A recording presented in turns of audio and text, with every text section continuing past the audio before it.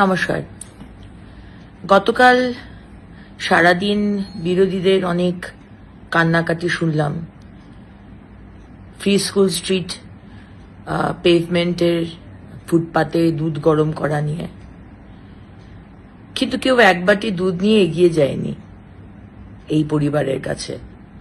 সবাই রাজনীতির আগুনে রুটি সেকেছে।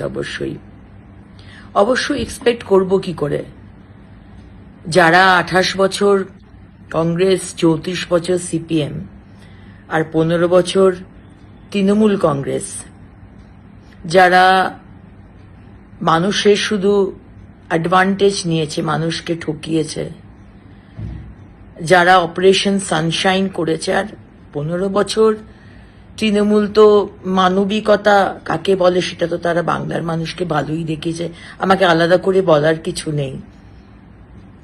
যারা পয়সা নিয়ে ফুটপাতে হকার বসিয়েছে আর সারা কলকাতা, সারা বাংলাকে শেষ করে রেখে দিয়েছে, ছত্রে ছত্রে দুর্নীতি করেছে, এমন কোনো সেকশন নেই যেখানে দুর্নীতি হয়নি। আজকে তাদের কাছ থেকে অন্তত আমাদের মানবিকতা কাকে বলে শিখতে হবে না।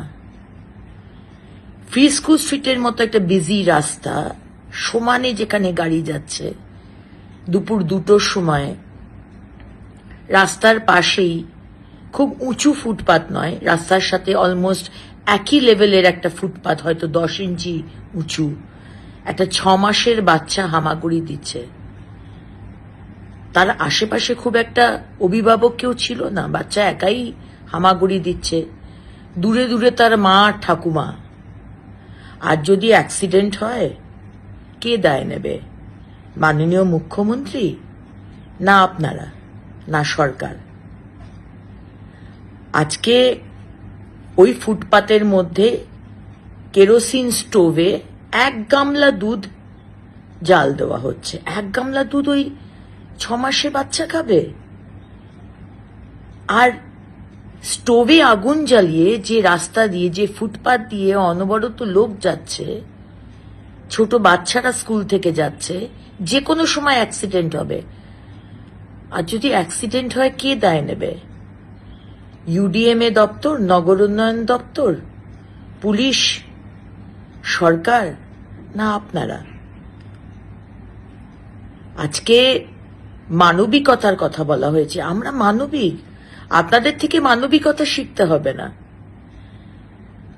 এই ঘটনার 5 দিন আগে আমাদের সমস্ত চেম্বার্সের সাথে মিটিং হয়েছে, খবর নিয়ে নিতে পারেন, যেখানে স্লাম ডেভেলপমেন্ট, স্লাম রিহ্যাবিলিটেশন বলে একটি প্রোগ্রাম আছে।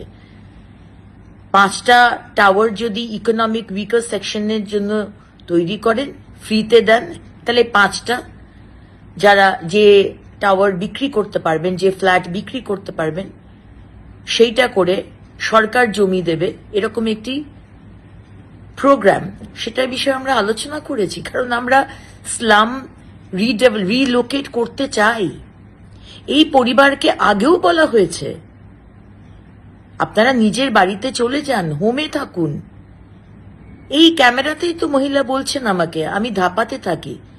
আচ্ছা বলুন, ধাপাতে যদি থাকেন, তাহলে পার্ক স্ট্রিট, ফ্রি স্কুল স্ট্রিটের ফুটপাতে এসে দুধ জাল দিচ্ছেন কেন? বারবার বলার পরেও। এই মহিলার ছেলে সামনের কর্ণানী ম্যানশনে কাজ করত, সেখান থেকে চুরি করার দায় তাকে ছাড়িয়ে দেওয়া হয়। এগুলো নয়, ছেড়েই দিলাম, কিন্তু একটা ফুটপাত না বড় লোকের না গরিব মানুষের, ফুটপাত মানুষের জন্য। সুপ্রিম কোর্ট তার রায় দিয়েছেন, ফুটপাতকে মানুষের চলাফেরার জন্য ফ্রি রাখতে হবে। আমরা যে বিশাল ম্যান্ডেট নিয়ে এসেছি, আমি বুঝতে পারি বিরোধীদের খুবই অসুবিধা হচ্ছে, সহ্য করতে পারছে না, কিন্তু আমরা প্রতিশ্রুতিবদ্ধ। আমাদের যা যা বলা হয়েছে, আমরা সেই প্রতিশ্রুতি রাখতে প্রতিশ্রুতিবদ্ধ।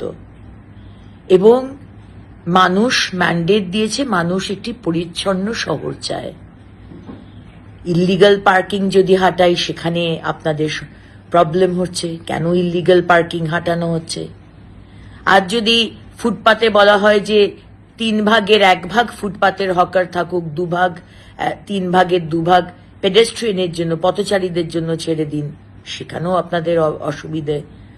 আর যদি বলা হচ্ছে এই কেরোসিনের স্টোভ জ্বালাবেন না, সেখানেও আপনাদের অসুবিধে। কর্মসংস্থানের কথা হচ্ছে, বিনিয়োগের কথা হচ্ছে, প্রথমে তো দর্শনধারী, পরে গুণ বিচারী। আর যদি বাইরের ইনভেস্টর, বিদেশ তো ছেড়েই দিলাম, দেশেরই অন্য রাজ্যের ইনভেস্টর এসে দেখে যে অবস্থায় আমাদের ফুটপাত, রাস্তা, ফ্লাইওভার নেই, যানজট, আসবে ইনভেস্টর? তাই মাননীয় মুখ্যমন্ত্রী বলেছেন 10ই অক্টোবরের মধ্যে সমস্ত রাস্তা আমরা ঠিক করে দেব। আজ ড্রেন পরিষ্কার করা হচ্ছে, আজকে কথায় কথায় ওয়াটার লগিং। আপনারা কি করেছেন? 28 বছর, 34 বছর, 15 বছর কেন এই মানুষগুলোর মাথায় ছাদ দেননি? সরকার তো আপনাদের হাতে ছিল, কেন কর্মসংস্থান দেয়নি? কেন টাকা দিয়ে চুরি করে, দুর্নীতি করে হকার বসিয়েছেন? আর আজকে আপনারা বড় বড় কথা বলেন। তাই এটাই বলার যে মানুষের বিশাল ম্যান্ডেট নিয়ে আমরা এসেছি, আমরা মানুষের জন্য কাজ করব, সে আপনাদের যতই বিরোধীদের খারাপ লাগুক। এবং কেন খারাপ লাগছে সেটা আমরা বুঝতে পারছি। মানুষ, ইললিগাল পার্কিং থাকবে না, ফুটপাত পরিষ্কার পরিচ্ছন্ন থাকবে, মানুষ ইজিলি চলাফেরা করবে, স্লামদের জন্য আলাদা অ্যাপার্টমেন্ট হবে, আলাদা বাসস্থান হবে, প্রধানমন্ত্রীর আবাস যোজনা গ্রামীণ এবং আরবান আছে, সেখানে ব্যবস্থা করা হবে, স্লাম রিহ্যাবিলিটেশন স্কিম যেটা আছে তার মধ্যে ব্যবস্থা করা হবে, ইনভেস্টমেন্ট আসবে, ল্যান্ড পলিসিও হবে, আর ইজ অফ ডুইং বিজনেসও হবে। কিন্তু প্রথমে শহরটাকে, কলকাতা পশ্চিমবঙ্গের মুখ, জানলা, সেটাকে সুন্দর করতে হবে। আমাদের সবাইকে ডিসিপ্লিন হতে হবে, সবাইকে। একা একটা সরকারের পক্ষে সম্ভব নয়। আর বিরোধীরা, আপনারা কোনোদিন কাউকে, যে দলে ছিলেন, অন্য দলরা কোনোদিন কাউকে কাজ করতে দেননি, শুধু বিরোধিতাই করে গেছেন। অবশ্যই বিরোধিতা করবেন, কনস্ট্রাকটিভ বিরোধিতা করুন, ডিস্ট্রাকটিভ বিরোধিতা করবেন না, অনাবশ্যক সমালোচনা করবেন না। হ্যাঁ, আমি হয়তো চিৎকার করে বলেছি, সেটা হয়তো আমার আরেকটু সফটলি বা একটু বুঝিয়ে বলা দরকার ছিল।